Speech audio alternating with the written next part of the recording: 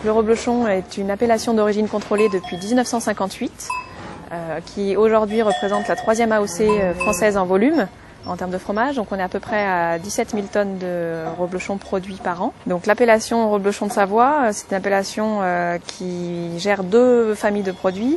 Le reblochon fermier, qui est fabriqué à la ferme avec le lait d'un seul troupeau et tout de suite après la traite, donc 2 fois par jour, entièrement manuellement. Et on a par ailleurs le reblochon laitier qui est fabriqué à partir d'un lait de mélange de plusieurs exploitations en coopérative. Donc le fromage sera fabriqué 1 fois par jour. Donc voilà pour les deux cousins qui sont tous les 2 au lait cru.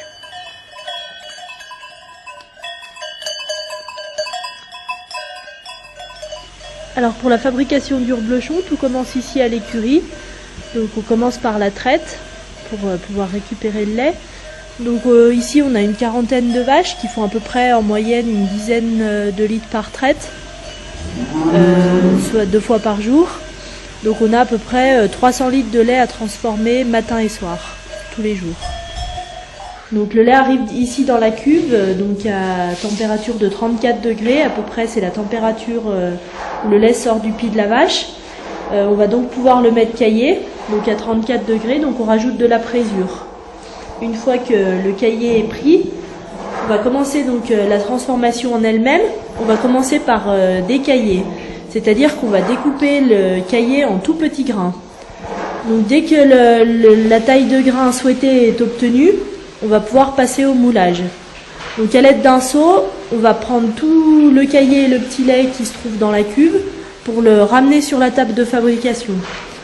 Donc la table a été préalablement préparée, donc avec des moules et une toile en lin qui est posée sur les moules.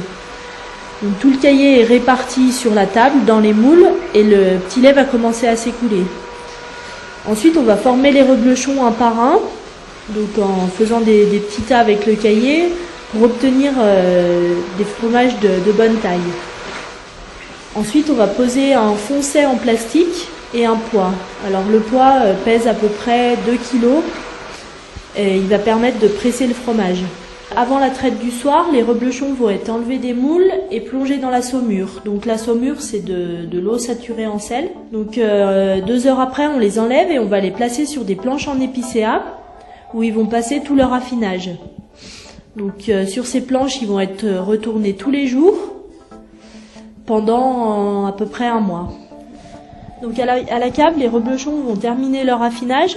Donc ils vont rester encore ici entre 2 à 3 semaines donc pour arriver à 1 mois d'affinage. Donc ici, ils sont toujours sur des planches en épicéa. Ils vont être tournés également tous les jours. Donc là, la croûte va se former correctement, donc cette mousse blanche qui est caractéristique du reblochon.